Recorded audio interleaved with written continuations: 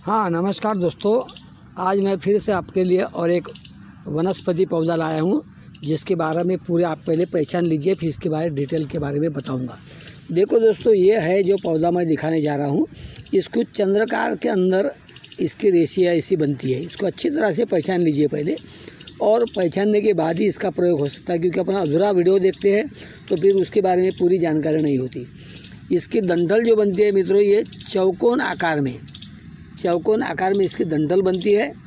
और देखिए कि ये जो पौधा होता है, इसको इस तरह से इसकी जो डंठल है यहाँ से निकलेंगी, फिर यहाँ निकलेंगी। इस तरह से इसके डंठल बनती है। जोड़े के अंदर इसके पत्ते होते हैं जो इस तरह से पान के आकार के जैसा इसका आकार होता है, और करीबन इतना बड़ा ये हो सकता है। इसको कीड़ लग गई है इसलिए ऐसा आपको दिख रहा नहीं, ये ऐसी बन जाती है। और इसमें दो जातियाँ होती है दोस्तों। देखो, ये लाल अपामार्ग और इसमें एक सफ़ेद अपा। लाल का मतलब होता है कि इसमें कुछ लाल ऐसी डंडियाँ होती आ रही है, और खाए में किस के अंदर सफ़ेद होती है। उसको कुछ इस तरह से यहाँ से ऐसी डंडल खड़ी होकर इसकी उल्टी यानी नीचे की तरफ मुंह होकर इसके छोटे बाजरे के दाने के बराबर इसके कांटे बनते हैं। अब देखो दोस्तों, आपने पहचान लिया होगा कि किस तरह से इसको अपामार्ग चिरचिरा भी कहा जाता है। तो इसको मैं शास्त्रयुक्त शब्दों में इससे क्या वर्णन है, इसको इंग्लिश में क्या बोलते हैं, लैटिन में क्या बोलते हैं, ये भी आपको मैं दिखाऊंगा। तो पूरा वीडियो देखो, और आप शुरू में अगर होंगे तो इसको लाइक और सब्सक्राइब जरूर कीजिए, ताकि आपको अनेक प्रकार के हमारे वीडियो आपको ऐसे आएंगे। मैं आपको इसका शास्त्रयुक्त सब माहिती देने वाला हूँ, तो इसको गौर से सुनिए। तो देखो दोस्तों, इसको क्या है कि हिंदी में इसको अपामार्ग या ओंगा कहते हैं। मराठी में इसको जो ग्रामीण शब्द में इसको आघाड़ा नाम का इसको कहा है, आघाड़ा।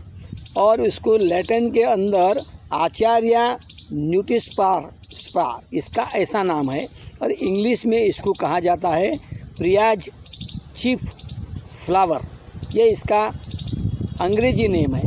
तो देखो दोस्तों, आपने इसको पहचान लिया होगा। अब आपको इसके बारे में मैं इसके बताता हूँ कि इसके अंदर क्या रासायनिक संगठन हो। थोड़ा वीडियो अच्छा लंबा बनेगा, लेकिन आपकी इसकी पूरी जानकारी होगी।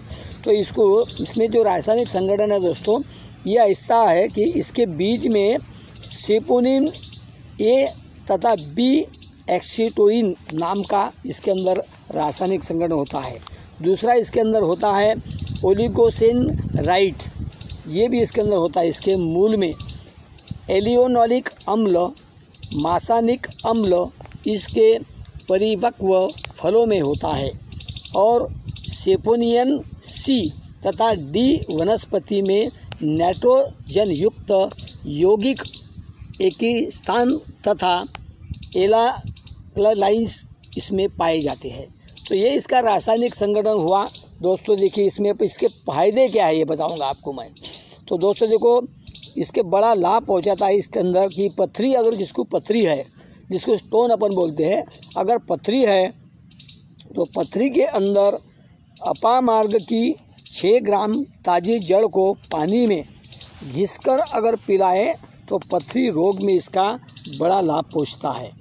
यह औषधि बस्ती की पथरी को भी तोड़ के निकाल देती है दूर।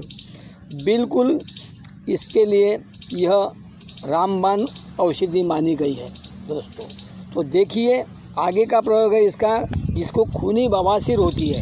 तो खूनी बवासीर के अंदर दोस्तों इसका क्या है कि इसके बीजों को पीस कर अगर उसका चूर्ण 3 ग्राम की मात्रा में सुबह शाम चावल की धोवन के साथ, मतलब चावल के जो पानी निकलता है सफ़ेद, उसके साथ अगर आप लीजिए तो बवासीर में बड़ा लाभ होता है और खून बंद हो जाता है।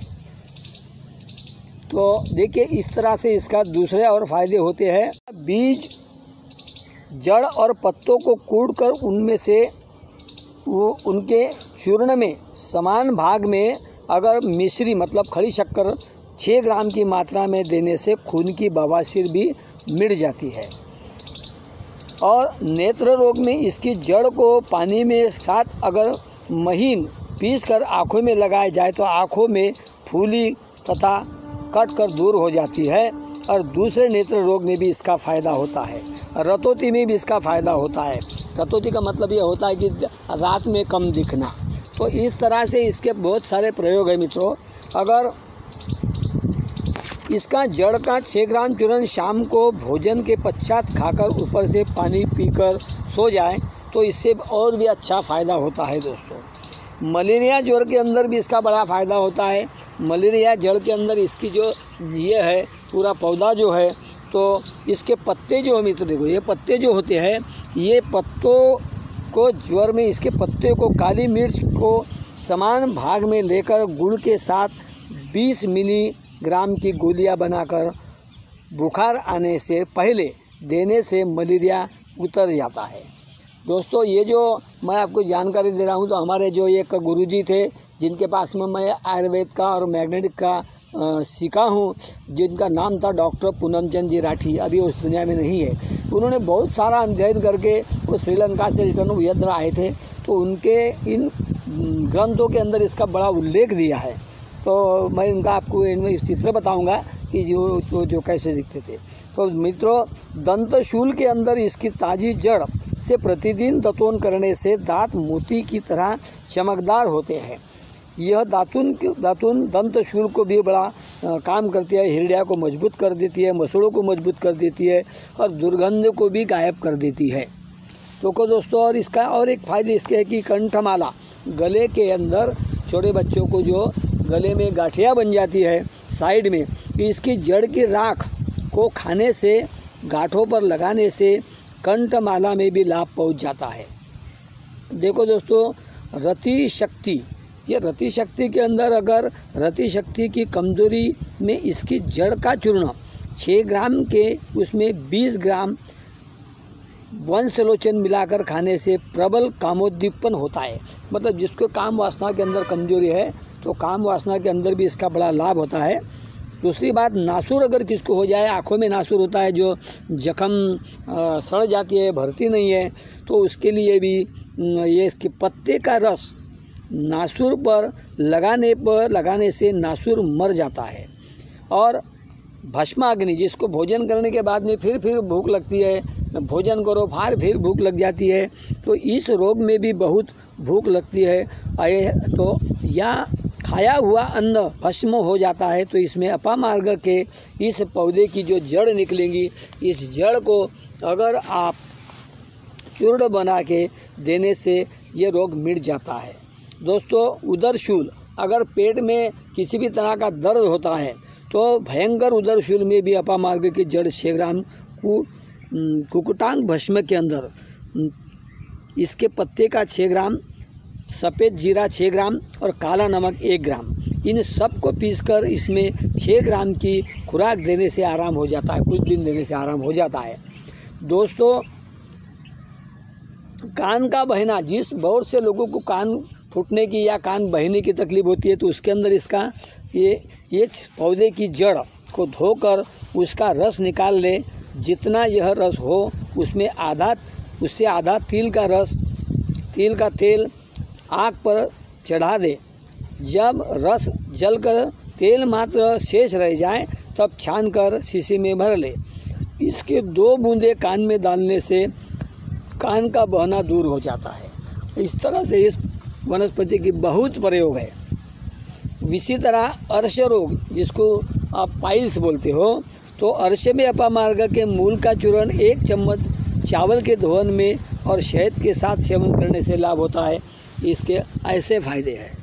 दोस्तों, नेत्रों में अगर सूजन है तो ताम्र पात्र में मधु और सेंधा नमक डालकर उसमें अपामार्ग मूल घिसना चाहिए।